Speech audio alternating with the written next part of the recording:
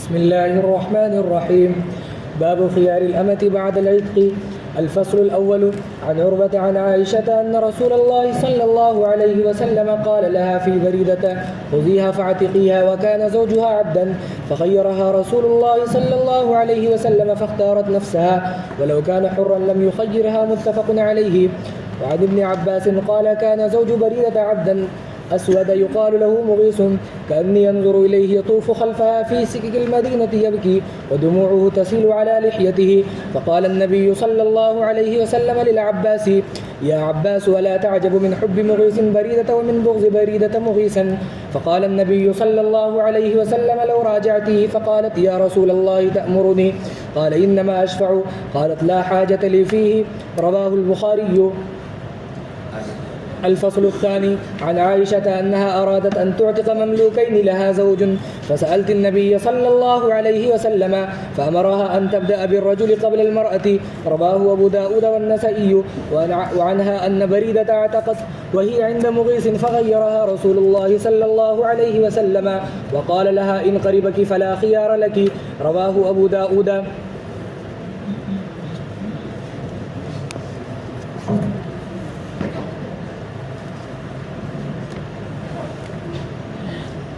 بسم الله الرحمن الرحيم. باب الفصل الأول. عن عروة عن عائشة رضي الله تعالى عنها أن رسول الله صلى الله عليه وسلم قال لها في بريرة: خذيها فأعتقيها، وكان زوجها عبدا فخيرها رسول الله صلى الله عليه وسلم فاختارت نفسها، ولو كان حرا لم يخيرها. متفق علیہ. یہ باب ہے. اس باب کے اندر خیار عتق کے مسئلے کو بیان فرمایا گیا.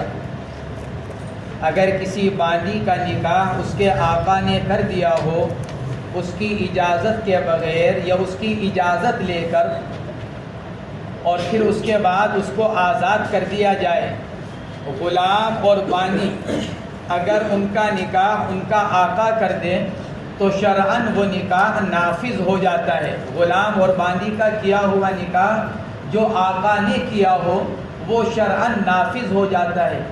لیکن آزادی کے بعد باندی کو یہ اختیار حاصل ہوتا ہے کہ وہ اس نکاح کو باقی رکھنا چاہے تو باقی رکھے، اور نکاح کو فسخ کرنا چاہے تو نکاح کو فسخ کر دے.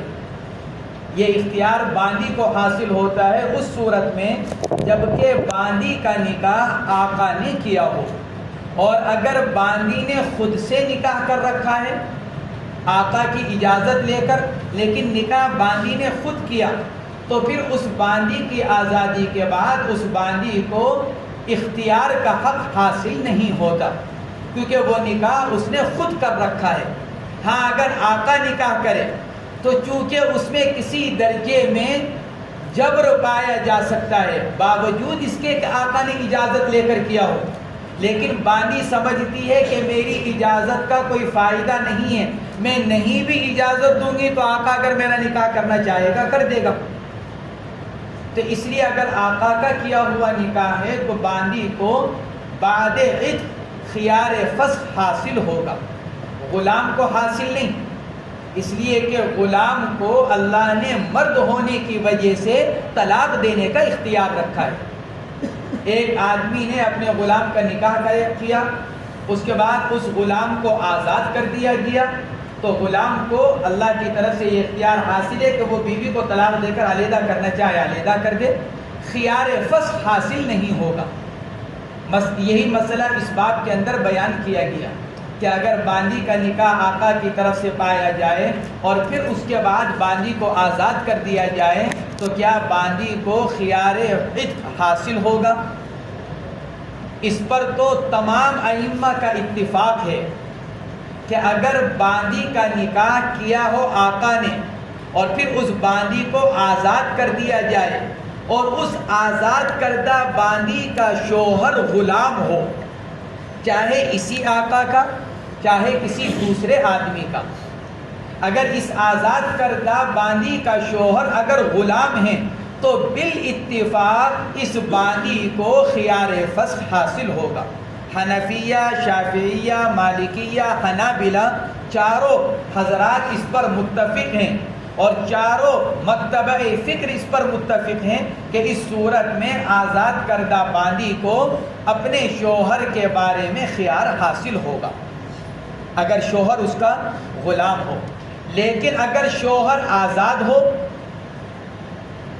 اگر شوہر آزاد ہو، باندی کو آزاد کیا گیا، شادی شدہ باندی کو، اور جس مرد سے اس کا نکاح ہوا ہے وہ آزاد مرد ہے، چاہے اصل کے اعتبار سے اور چاہے وہ بھی پہلے غلام تھا، بعد میں اس کو آزاد کر دیا گیا لیکن اس کی آزادی بیوی کی آزادی سے پہلے ہو چکی ہے، تو کیا اس صورت میں باندی کو آزادی کے بعد یعنی بیوی کو حق خیار حاصل ہوگا؟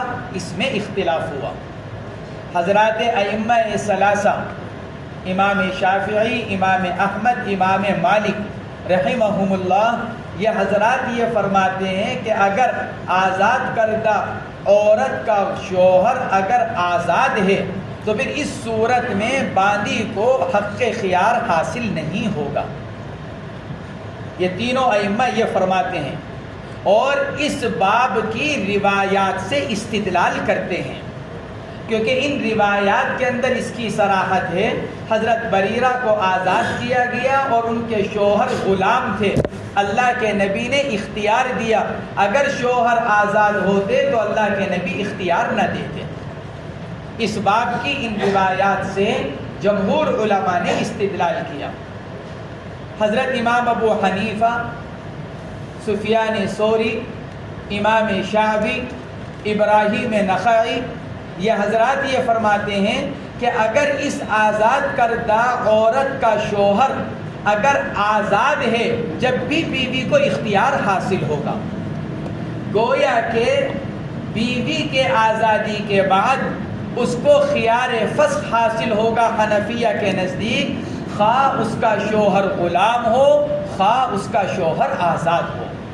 جمہور علماء کے نزدیک خیار فسخ حاصل ہوگا جب شوہر غلام ہوگا، اگر آزاد ہوگا خیار فسخ حاصل نہیں ہوگا۔ یہ حضرات ائمہ اربعہ کا اختلاف ہے اور یہ ان کے مذاہب ہیں۔ علت اصل میں مختلف ہے۔ عورت کو آزادی کے بعد خیار فسخ کیوں حاصل ہے؟ آقا نے اپنی باندی کا نکاح کیا، پھر اس کے بعد باندی کو آزاد کر دیا گیا، اس پر تو سب متفق ہیں کہ عورت کو حق ملے گا، لیکن حق ملنے کی علت کیا ہے، کیا وجہ ہے کہ عورت کو حق دیا جا رہا ہے نکاح کے باقی رکھنے کا اور نکاح کے فسخ کرنے کا؟ علت میں اختلاف کی وجہ سے حکم میں اختلاف ہوا۔ جمہور علماء تو اس کی علت یہ بیان کرتے ہیں کہ چونکہ آزاد عورت کے لیے غلام کے نکاح میں رہنا ایک عار کی بات ہے، بیوی آزاد ہو شوہر غلام ہو تو بیوی کے لیے کیا ہے، یہ ایک عار کہ اپنے سے کمتر کے درجے میں نکاح میں رہے وہ، اس لیے بیوی کو خیار فسخ حاصل ہوگا۔ اور یہ عار کب ہوگا؟ جب شوہر غلام ہوگا، اور اگر شوہر آزاد ہے تو کوئی عار نہیں، آزاد کے نکاح میں۔ اس لیے جمہور علماء کے نزدیک خیار عتق کے ملنے کی علت عار کا لاحق ہونا، آزادی کے بعد عار کا لاحق ہونا، تو یہ عار جب ہوگا جب شوہر غلام ہوگا۔ اس لیے جمہور علماء یہ فرماتے ہیں کہ شوہر کی آزادی کی صورت میں چونکہ کوئی عار نہیں، اس لیے بیوی کو خیار فسخ حاصل نہیں ہوگا۔ حضرت امام ابو حنیفہ رحمۃ اللہ علیہ فرماتے ہیں کہ یہ علت نہیں ہے بلکہ علت ہے ازداد ملک کا ہونا۔ ایک اور مسئلہ اختلافی ہے اور اسی پر یہ متفرع ہے۔ ایک مسئلہ اختلافی یہ ہے کہ عورت کو اگر طلاق دی جائے تو طلاق کے اندر مرد کی حالت کا اعتبار کیا جاتا ہے یا عورت کی حالت کا اعتبار ہوتا ہے؟ جمہور علماء فرماتے ہیں مرد کی حالت کا اعتبار ہے، اگر شوہر آزاد ہے تو بیوی کو 3 طلاق دینے کا اختیار رکھتا ہے، اور اگر شوہر غلام ہے تو 2 طلاق کا اختیار رکھے گا، کیونکہ غلام کو شریعت نے آزاد کے مقابلے پر آدھے کا اختیار دے رکھا ہے۔ تو زیادہ سے زیادہ طلاق کتنی ہے؟ 3۔ تو غلام کو کتنے کا ہونا چاہیے؟ 1.5 کا، 3 کا آدھا 1.5۔ لیکن چونکہ طلاق میں تجزی نہیں ہے، ربع، نصف، ثلث نہیں، جب طلاق ہوگی تو 1 ہوگی ورنہ نہیں ہوگی۔ چونکہ طلاق میں تجزی نہیں ہے اس لیے 1.5 کو 2 کر دیا گیا۔ جمہور علماء فرماتے ہیں شوہر اگر آزاد ہے اس کو 3 طلاق دینے کا اختیار، خواہ اس کی بیوی آزاد ہو یا باندھی۔ اگر شوہر غلام ہے تو اس کو 2 طلاق دینے کا اختیار، خواہ اس کی بیوی آزاد ہو یا باندھی۔ حنفیہ فرماتے ہیں طلاق میں عورت کا حال کا اعتبار ہے۔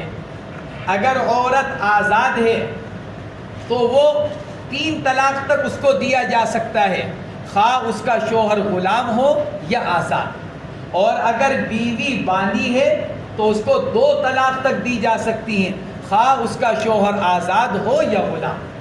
جمہور علماء نے طلاق میں شوہر کے حال کا اعتبار کیا، حنفیہ نے طلاق میں عورت کے حال کا اعتبار کیا۔ اس پر یہ اگلا مسئلہ متفرع ہے۔ حنفیہ فرماتے ہیں یہاں خیار عتق کے اور خیار فسخ کے ملنے کی علت کیا ہے؟ ازدیاد ملک۔ یہ عورت زید کی بیوی ہے، اب چاہے زید غلام ہو یا آزاد۔ حنفیہ کے نزدیک جب بیوی باندھی ہے تو شوہر کتنے طلاق دے سکتا ہے؟ 2 طلاق دے سکتا ہے۔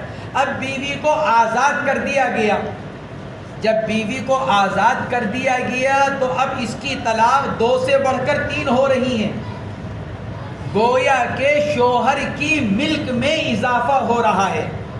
اب تک شوہر 2 طلاق کا مالک تھا، اب بیوی کی آزادی کی صورت میں شوہر 3 طلاق کا مالک بن رہا ہے، اور یہ ملک کس کے اوپر آ رہی ہے؟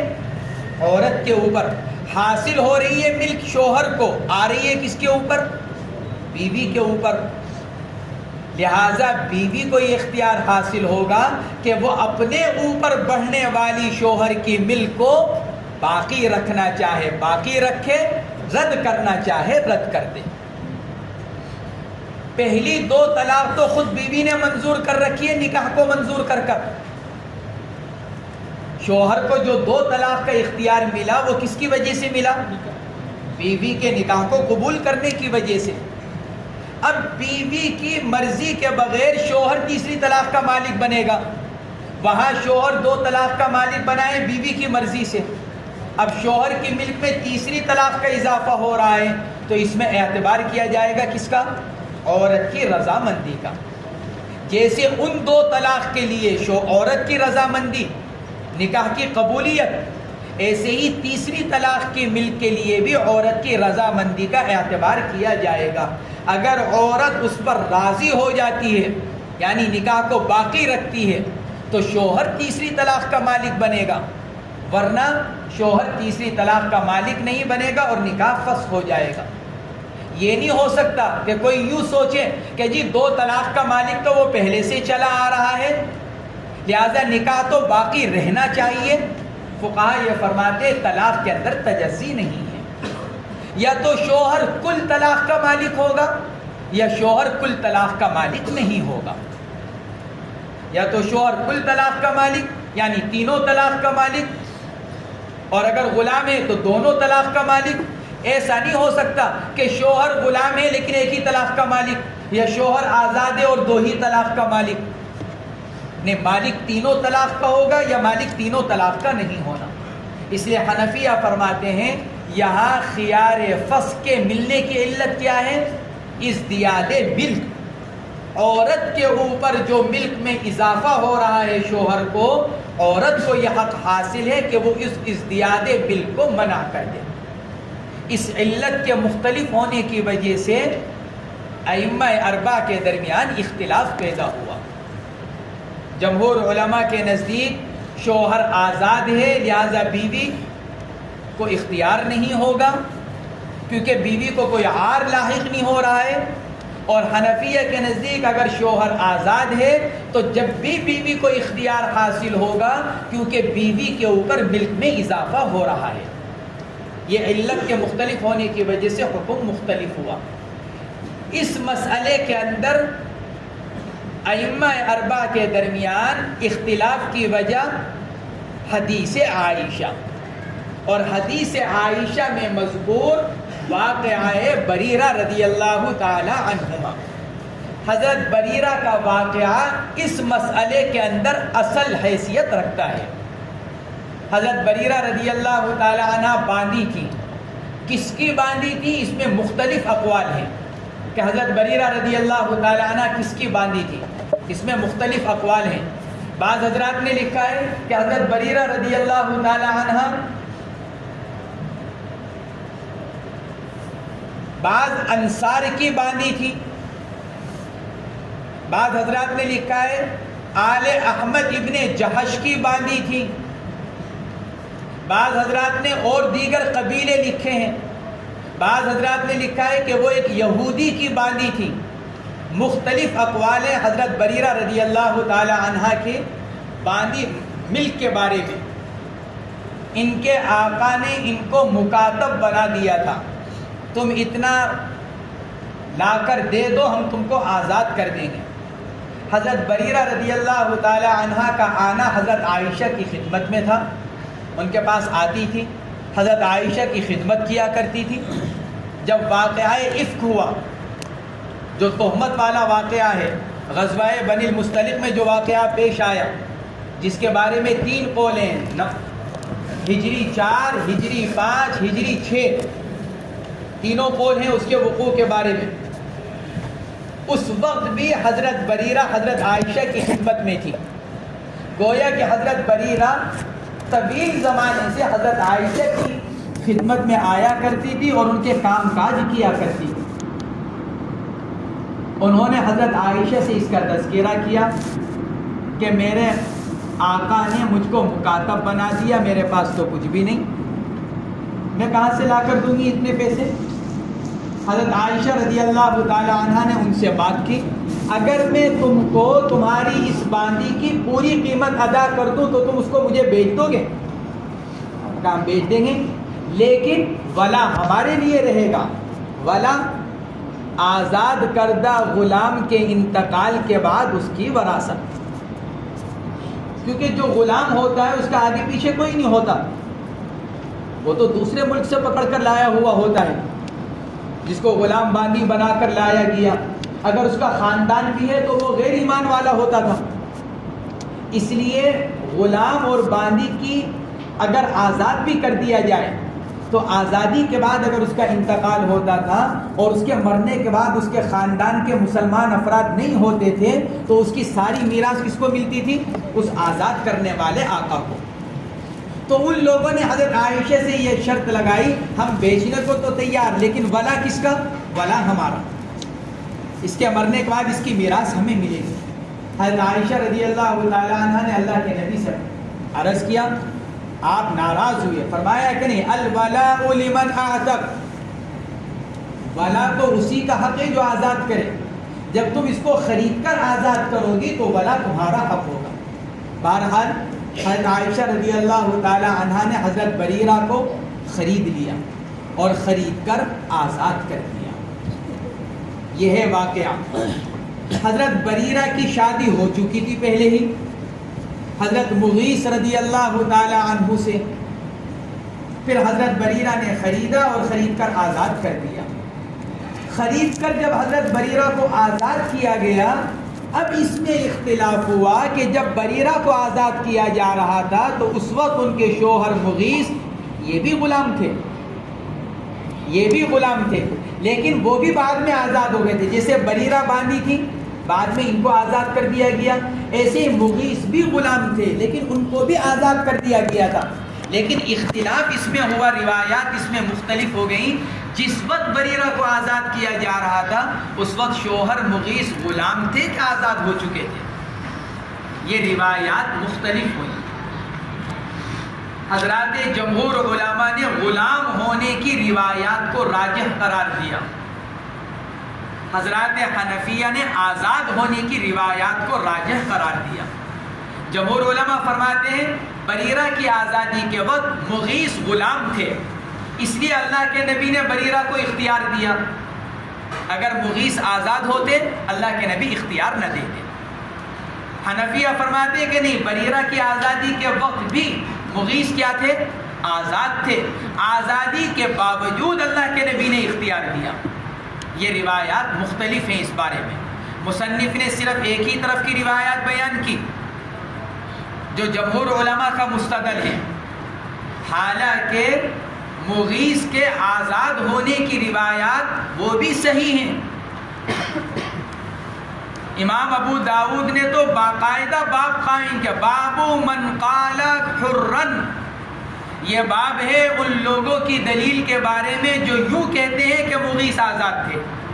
امام ابو داؤد نے تو باقاعدہ باب قائم کیا اس کے اوپر، لیکن مصنف نے ان روایات میں سے کسی روایت کو نقل نہیں کیا باوجود ان روایات کے صحیح ہونے کے، اور محدثین نے ان روایات کے صحیح ہونے کا اعتراف کر رکھا ہے، سب نے، حافظ ابن حجر وغیرہ نے سب نے، اور محدثین نے ان کو اپنی کتابوں میں نقل بھی کر رکھا ہے، لیکن صاحب مشکات نے ان کو نقل نہیں کیا۔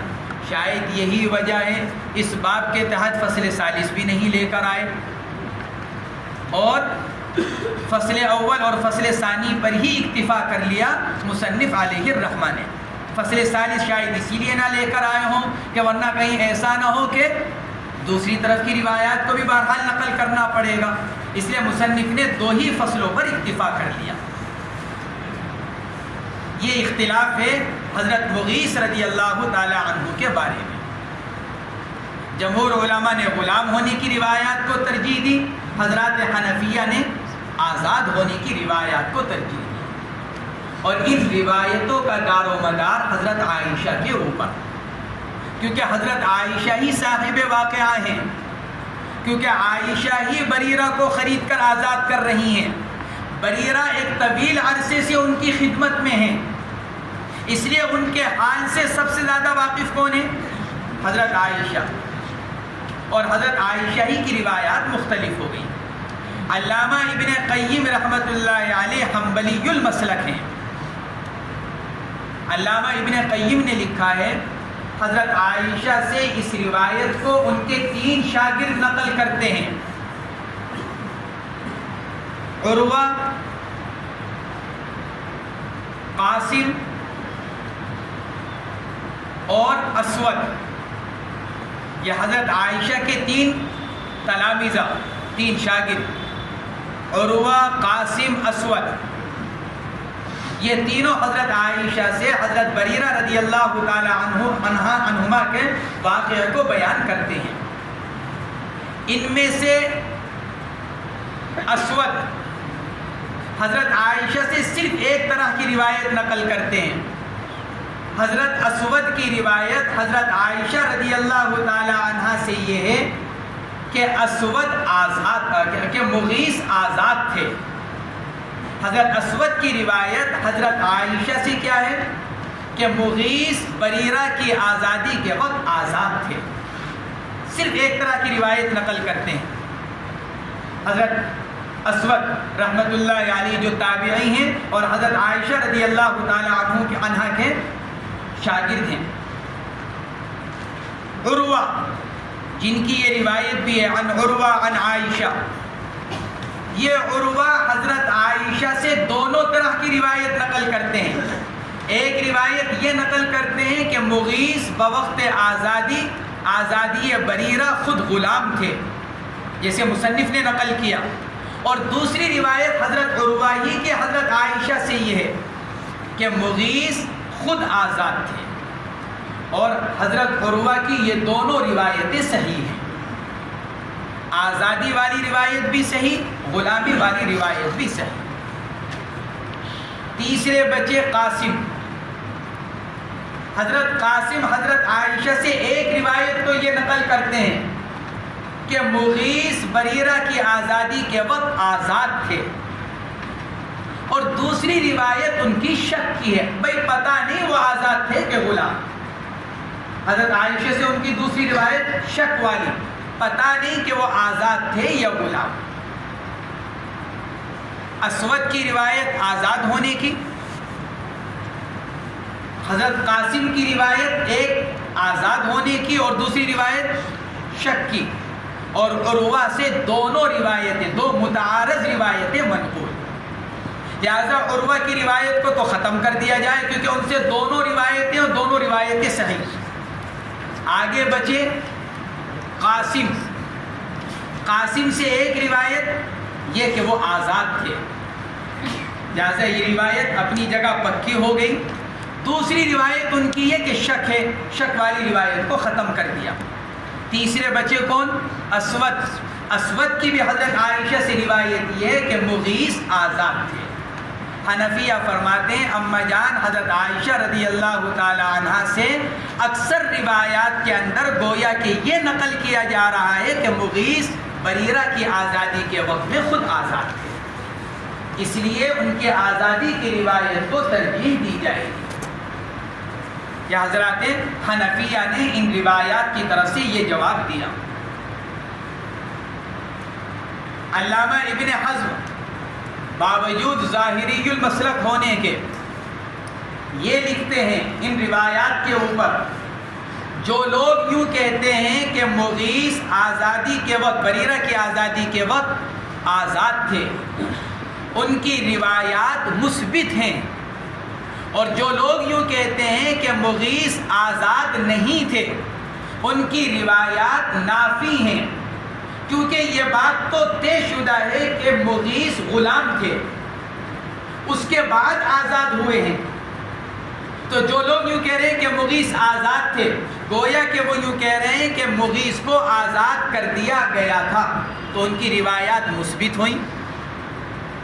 اور جو لوگ یوں کہتے ہیں کہ مغیث غلام تھے، تو گویا کہ ان کی روایات نافی ہوئیں، جو مغیث کی آزادی کی نفی کرنے والی ہیں۔ اور جب مثبت اور نافی میں تعارض ہو جائے تو مثبت کو ترجیح دی جایا کرتی ہے۔ نیز مثبت یعنی اس بات کرنے والی روایات کو جو راوی نقل کر رہے ہیں اس میں زیادتی علم پایا جا رہا ہے۔ جو لوگ یوں کہہ رہے ہیں کہ مغیث غلام تھے، تو وہ تو ابتدا سے غلام چلے آ رہے تھے، یہ تو سب جانتے ہیں۔ لیکن جو لوگ یوں کہہ رہے ہیں کہ مغیث آزاد تھے، گویا کہ وہ ایک نئی بات بتلا رہے ہیں، اور ان کی اس حدیث سے علم کے اندر زیادتی ہو رہی ہے۔ لہذا جس روایت سے علم میں زیادتی ہو رہی ہو اس روایت کو ترجیح دی جائے گی۔ یا علامہ ابن حزم ظاہری رحمۃ اللہ علیہ نے لکھا باوجود ظاہری المسلک ہونے کے۔ حنفیہ نے ان روایات کا ایک جواب یہ بھی دیا، جیسا کہ آگے عبداللہ ابن عباس کی روایت بھی آ رہی ہے، جن کی روایت میں یہ ہے کہ مغیث غلام تھے۔ تو عبداللہ ابن عباس کی جو آگے روایت آ رہی ہے اس پر یہ سوال کھڑا ہوگا کہ حضرت عائشہ کی روایات کا تو یہ جواب ہو گیا، لیکن اسی باب کی اگلی روایت عبداللہ ابن عباس کی ہے۔ حنفیہ کی طرف سے اس کا جواب یہ دیا گیا اس واقعے کا دار و مدار حدیث عائشہ پر ہے،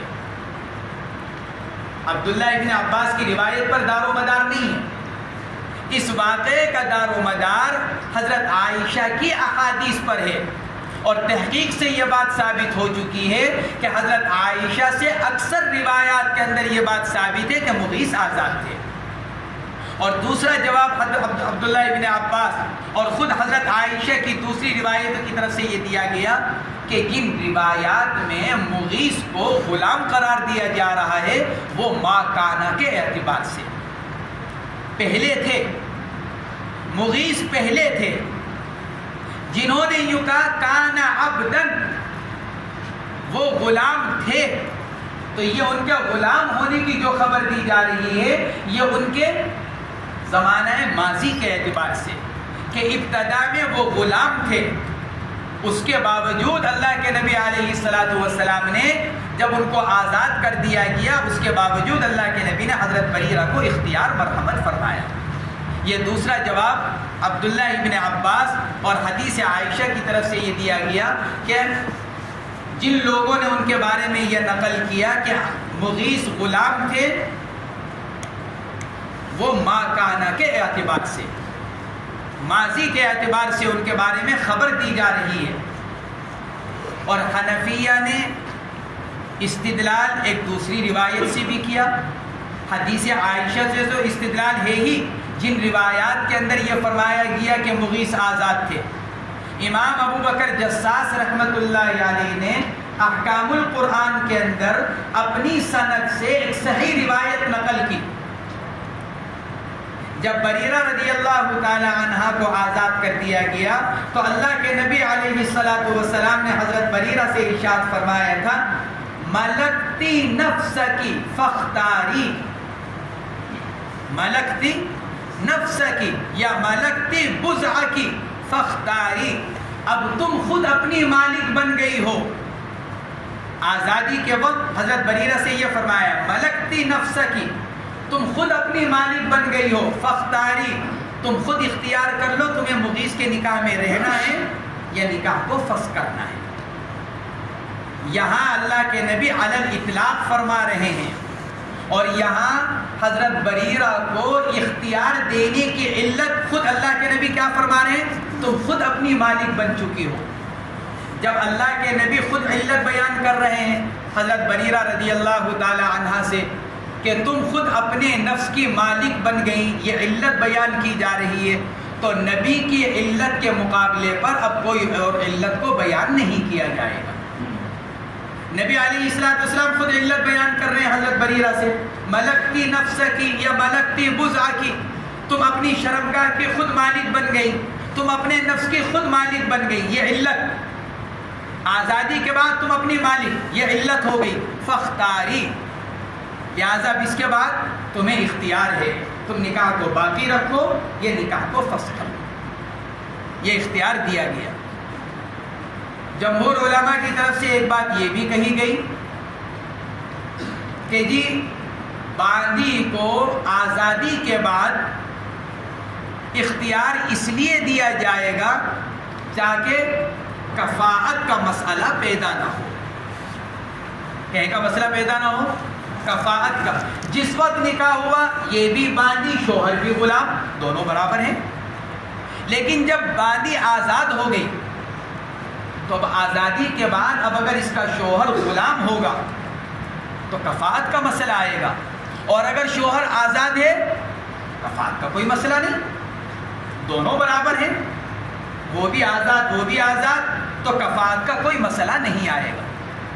حنفیہ کی طرف سے اس کا جواب یہ دیا گیا، کفاءت کا اعتبار ابتدائی نکاح میں کیا جاتا ہے، بقائی نکاح کے اندر نہیں. جس وقت نکاح ہو رہا ہے اس وقت دیکھا جاتا ہے کہ کفو ہے کہ نہیں. نکاح کے وقت میں کفاءت پایا جا رہا ہے. ایک نیک آدمی نے اپنی بچی کا نکاح ایک نیک بچے سے کیا، اپنے برابر جوڑ کے آدمی سے، پھر شادی کے بعد ان کا حال ڈاؤن ہوتا چلا گیا. لڑکے والوں کا مال کے اعتبار سے بھی برابر تھے، عزت کے اعتبار سے بھی برابر تھے، صالحیت کے اعتبار سے بھی برابر تھے.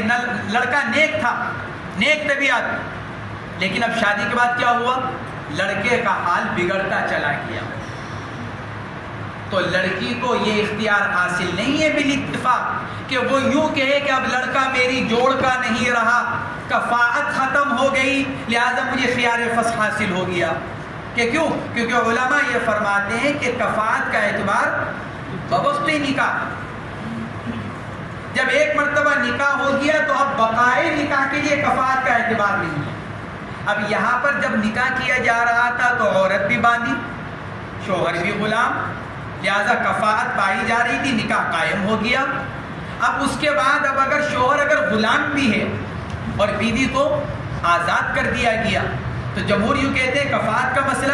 حنفیہ فرماتے ہیں جب نکاح پہلے سے چلا آ رہا ہے تو بقائے نکاح کے اندر کفاءت کا کوئی اعتبار نہیں ہے. بس یہ اس باب کے اندر مصنف علیہ الرحمہ نے اسی مسئلے کو بیان فرمایا. فرماتے ہیں عن عروہ عن عائشہ رضی اللہ عنہ حضرت عروہ حضرت عائشہ سے نقل کرتے ہیں، رسول اللہ صلی اللہ علیہ وسلم نے ان سے فرمایا تھا حضرت بریرہ کے بارے میں، خذیہا فاعتقیہا، بریرہ اس کو لے لو، یعنی اس کو خرید لو اور خرید کر اور پھر اس کو آزاد کر دو۔ یا آپ نے حضرت بریرہ رضی اللہ تعالی عنہ سے کے بارے میں حضرت عائشہ رضی اللہ تعالی عنہ سے فرمایا تھا۔ حضرت بریرہ بڑی سمجھدار تھی، علماء نے لکھا ہے ان کے بارے میں، بریرہ بہت سمجھدار تھی، اور ان کی فراست کی دلیل یہ ہے، حضرت بریرہ کا انتقال ہو گیا تھا حضرت معاویہ کے دور خلافت میں، حضرت بریرہ کا انتقال حضرت معاویہ کے دور خلافت میں ہے۔ آگے جا کر مروان، عبد الملک وغیرہ خلیفہ بنے ہیں، لیکن اس سے بہت پہلے حضرت بریرہ نے ایک مرتبہ عبد الولید ابن مروان سے یوں کہا تھا کہ میں تمہارے اندر خلیفہ بننے کی صلاحیت دیکھ رہی ہوں، تمہارے اندر مجھے نظر آ رہی ہے خلیفہ بننے کی صلاحیتیں، امیر بننے کی صلاحیت، دیکھو اگر اللہ تم کو امیر بنا دے تو ناحق خون بہانے سے بچنا، اگر اللہ تم کو امیر بنا دے، کیونکہ مجھے تمہارے اندر امارت کی علامات پائی جا رہی ہیں جو ایک امیر کے اندر علامتیں ہونی چاہیے، اگر اللہ تم کو کسی موقع پر امیر بنا دے تو ناحق خون بہانے سے بچنا، کیونکہ یہ سب سے بڑا ظلم ہے۔ حضرت بریرہ رضی اللہ تعالی عنہ نے عبد الملک ابن مروان سے کہا تھا۔ علامہ عینی رحمۃ اللہ علیہ نے ان کے بارے میں لکھا ہے کہ یہ قبطیہ تھی، یعنی فرعون کی نسل سے، حضرت ماریہ قبطیہ جو فرعون کا جو ادھر کا مصر کا جو خاندان تھا، تو آپ نے فرمایا تھا حضرت بریرہ کے بارے میں کہ ان کو لے لو اور ان کو آزاد کر دو، وَكَانَ زَوْجُهَا عَبْدًا، فرماتے ہیں اور ان کا شوہر غلام تھا، اس لیے اللہ کے نبی علیہ الصلاۃ والسلام نے ان کو اختیار دیا، فَخَيَّرَهَا رسول اللہ صلی اللہ علیہ وسلم، اللہ کے نبی نے ان کو اختیار دیا۔ یہ ان کے شوہر جو غلام تھے یہ بنی مغیرہ کے غلام تھے، ایک خاندان تھا بنی مغیرہ، یہ مغیث ان کے غلام تھے۔ فاختارت نفسها، جب اللہ کے نبی علیہ الصلاۃ والسلام نے ان کو اختیار دیا تو انہوں نے اپنے نفس کو اختیار کیا، یعنی نکاح کو فسخ کر دیا۔ وَلَوْ كَانَ حُرًّا لَمْ يُخَيِّرْهَا، فرماتے ہیں اگر شوہر آزاد ہوتے تو اللہ کے نبی بریرہ کو اختیار مرحمت نہ فرماتے، کہیں کا اختیار، خیار فسخ اور بقائے نکاح، کہ نکاح کو باقی رکھو، یہ نکاح کو فسخ کر دو۔ اگر شوہر آزاد ہوتے تو اللہ کے نبی علیہ الصلاۃ والسلام ان کو یہ اختیار مرحمت نہ فرماتے۔ اس سے استدلال کیا ہے حضرات جمہور علماء نے، حنفیہ کی طرف سے یہ جواب دیا گیا وَلَوْ كَانَ حُرًّا لَمْ يُخَيِّرْهَا، یہ حضرت عائشہ کا جملہ نہیں ہے، حضرت عائشہ کی بات تو آ کر پوری ہو گئی، فاختارت نفسها، اگلا جو جملہ ہے وَلَوْ كَانَ حُرًّا لَمْ يُخَيِّرْهَا، اگر بریرہ کے شوہر آزاد ہوتے تو اللہ کے نبی ان کو اختیار نہ دیتے۔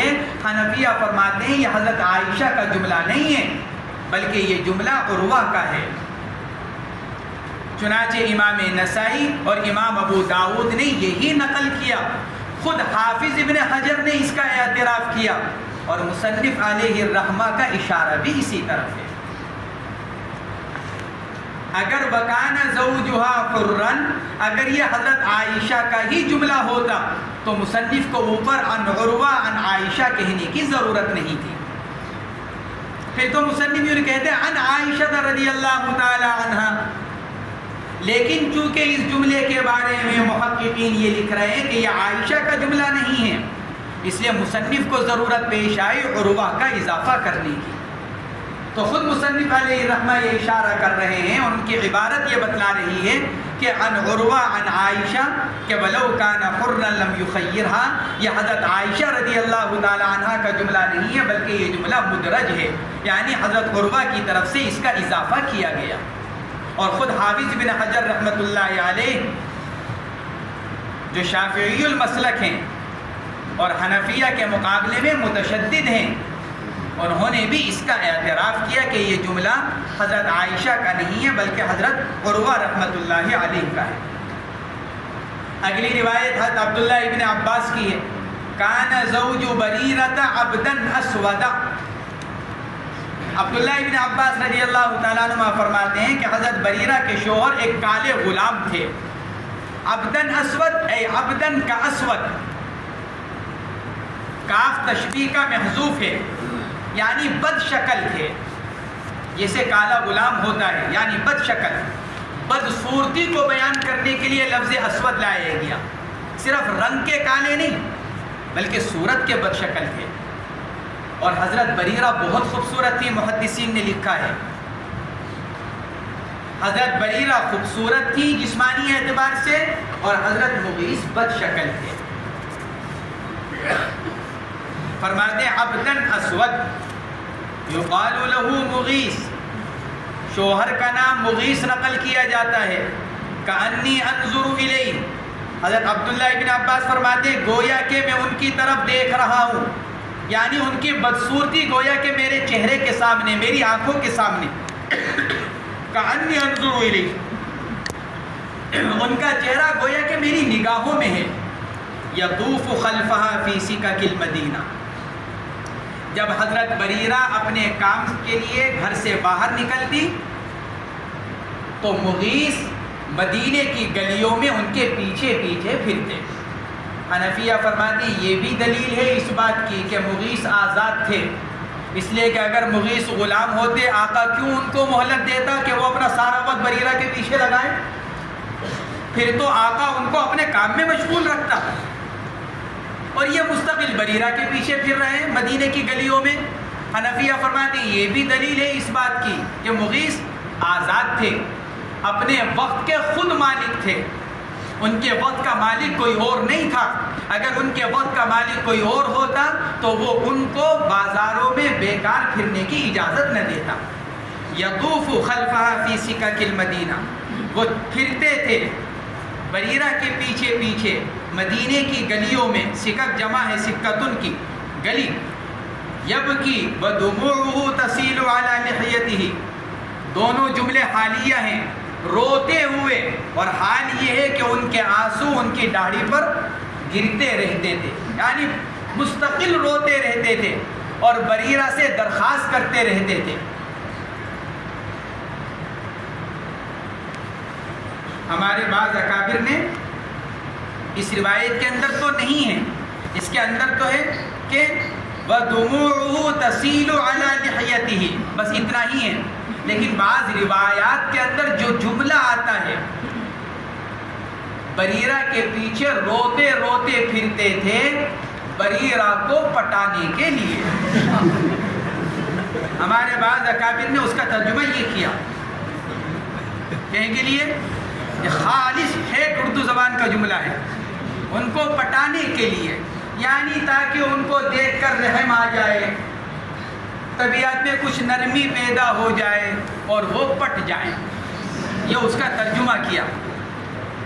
مقصد یہی تھا حضرت بریرہ کے پیچھے پیچھے پھرنے کا، تاکہ حضرت بریرہ کو ان کے اوپر رحم آ جائے۔ تسیل علی لحیتی، فقال النبی صلی اللہ علیہ وسلم للعباس، آپ علیہ السلام نے ایک مرتبہ ان کا حال دیکھ کر اپنے چچا جان سے ارشاد فرمایا، حضرت عباس سے، یا عباس الا تعجب من حب مغیث بریرۃ ومن بغض بریرۃ مغیثا، عباس دیکھیے کیسی تعجب کی بات ہے، بریرہ کا مغیث سے نفرت کرنا اور مغیث کا بریرہ سے محبت کرنا کتنا بڑھا ہوا ہے، ایک طرف سے اتنی محبت اور ایک طرف سے اتنی نفرت۔ الا تعجب، کیا آپ کو تعجب نہیں ہوتا؟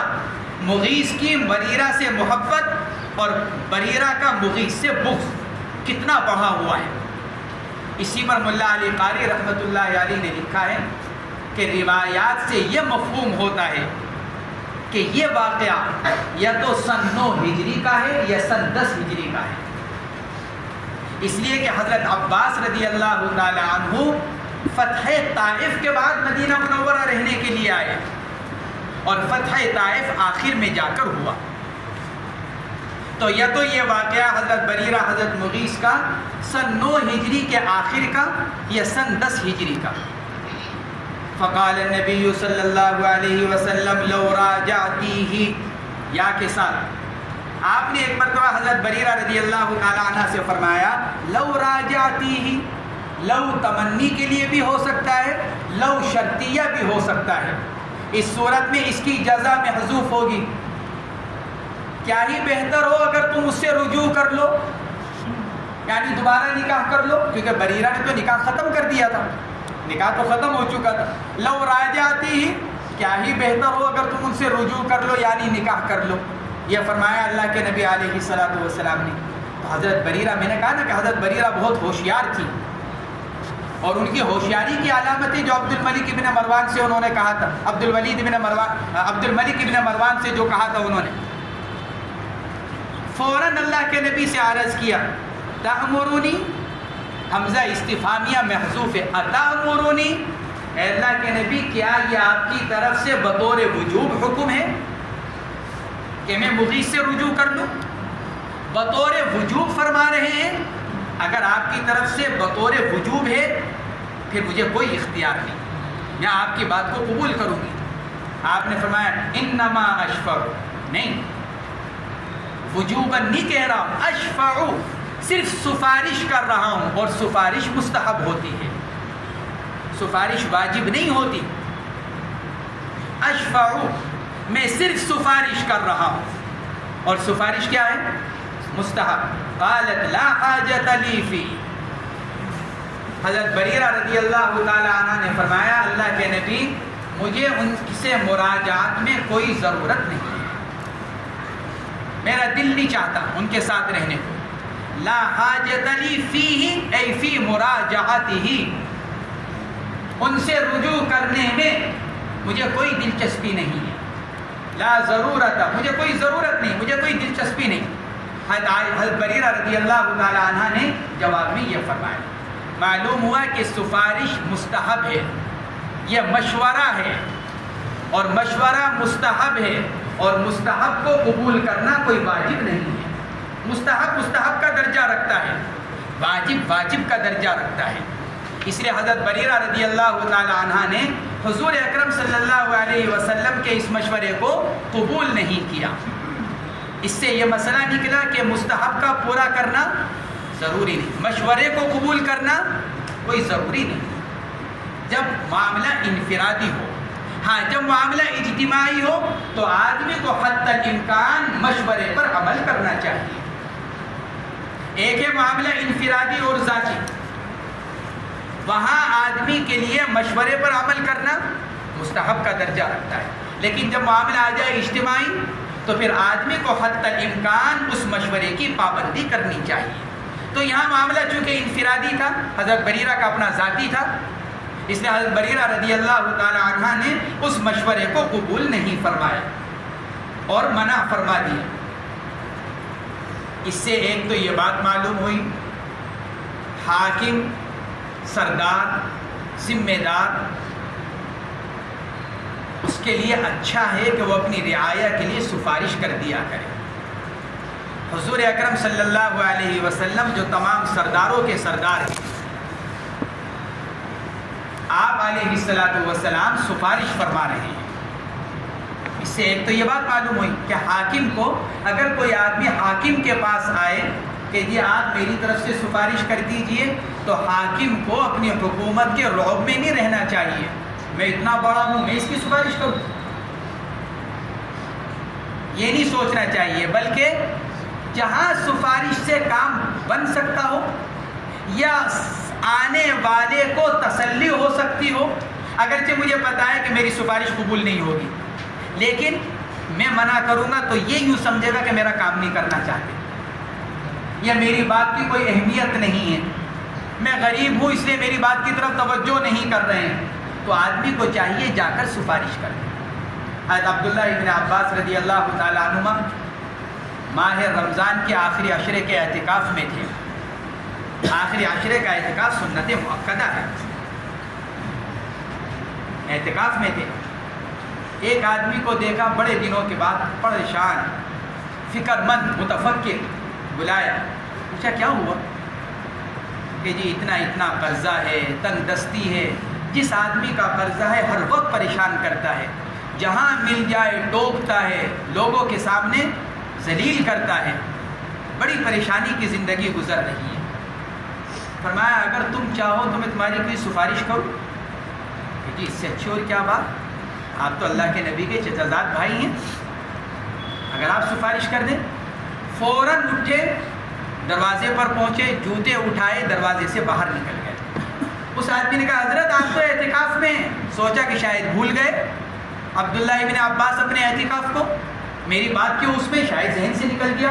تو اس نے یاد دہانی کے طور پر کہا حضرت آپ اعتکاف میں ہیں؟ فرمایا مجھے یاد ہے کہ میں اعتکاف میں ہوں، ایسا نہیں کہ میں بھول گیا، مجھے یاد ہے کہ میں اعتکاف میں ہوں، لیکن میں نے حضور اکرم صلی اللہ علیہ وسلم کو یہ فرماتے ہوئے سنا، جو آدمی اپنے بھائی کے کام کے سلسلے میں چلتا ہے اللہ رب العزت اس کو 10 سال کے اعتکاف کا ثواب مرحمت فرماتے ہیں۔ میرا اعتکاف تو 10 دن کا ہے، میں اگر تمہارے کام کے لیے اٹھ کر جاؤں گا تو مجھے تو اتنے لمبے وقت کے اعتکاف کا ثواب ملے گا، اس لیے میں نے سوچا کہ اپنے اس وقت کے اعتکاف کو ختم کر کر وہ بڑا ثواب حاصل کروں اور تمہارے لیے جا کر سفارش کروں۔ عبداللہ ابن عباس کتنے بڑے آدمی اپنے اعتکاف کو چھوڑ کر جا رہے ہیں سفارش کرنے کے لیے، سب سے بڑھ کر اللہ کے نبی سفارش کر رہے ہیں، لہذا ہما شما کی کیا حیثیت، جو اپنے بارے میں یوں سوچے کہ ہوں میں تو اتنا بڑا، میں کیوں جاؤں فلاں آدمی کے پاس اس کی سفارش لے کر۔ تو ایک بات تو یہ معلوم ہوئی اس حدیث سے، دوسری بات یہ معلوم ہوئی کہ اگر حاکم کوئی بڑا اگر کوئی سفارش کر رہا ہے تو جس کے پاس سفارش کی جا رہی ہے اس کے ذمے اس کو پورا کرنا کوئی لازم نہیں، قبول کرنا کوئی لازم نہیں، اور اگر وہ قبول نہ کرے تو حاکم کو اس پر مواخذے کا اختیار نہیں۔ اچھا میں تو چل کر آیا آپ کے پاس اس کی سفارش لے کر اور تم نے ہماری بات کو گرا دیا، قید میں ڈال دو اس کو، سزا دو اس کو، نہیں یہ تو ایک سفارش ہے، سفارش استحباب کا درجہ رکھتی ہے، لہذا حاکم کو یہ اختیار نہیں ہے کہ اگر اس کی سفارش کو قبول نہ کیا جائے تو وہ اس پر مواخذہ کرے، جیسے اللہ کے نبی علیہ الصلوۃ والسلام نے حضرت بریرہ کا کوئی مواخذہ نہیں فرمایا، آپ نے سکوت اختیار کر لیا۔ یہ اس روایت سے یہ بات بھی معلوم ہوئی، اور تیسری بات یہ بھی معلوم ہوئی کہ کسی کی بدصورتی یا بدخلقی، کیونکہ حضرت عائشہ نے حضرت مغیث کی بدخلقی کی بھی شکایت کی تھی اللہ کے نبی سے، اے اللہ کے نبی میرے بارے میں تو یہ کہا ہے انہوں نے فلا فلا جگہ۔ محدثین نے لکھا ہے کہ اس حدیث سے یہ بھی پتہ چلا کہ کسی کی بدصورتی یا بدخلقی کی وجہ سے اگر ترک تعلقات کیا جائے تو اس کی گنجائش ہے۔ حضرت عائشہ رضی اللہ تعالیٰ عنہ کی روایت سے یہ پتہ چلا۔ الفصل الثانی، دوسری فصل، حضرت عائشہ رضی اللہ تعالیٰ عنہ کی روایت، انہا ارادت ان تعتق مملوکین لہا زوج، حضرت عائشہ فرماتی ہیں کہ انہوں نے ارادہ کیا اپنے 2 غلاموں کو آزاد کرنے کا، تعتق مملوکین، انہوں نے یہ ارادہ کیا کہ وہ آزاد کر دے کس کو، اپنے 2 غلاموں کو، لہا اے لعائشہ، وہ دونوں غلام کس کے تھے، حضرت عائشہ کے، لہا ضمیر لوٹ رہی ہے حضرت عائشہ کی طرف، زوجن، ایسے 2 غلام جو آپس میں میاں بیوی تھے، جوڑا، زوجن جو کیا تھا، جوڑا، یعنی حضرت عائشہ کا ہی غلام، حضرت عائشہ کی ہی باندی، اور انہوں نے ان دونوں کا نکاح بھی کرا رکھا تھا۔ لہا زوجن، لہا ضمیر لوٹ رہی ہے حضرت عائشہ کی طرف، اور زوجن بمعنی ازدواج، یعنی دونوں کے درمیان زوجیت کا رشتہ قائم تھا۔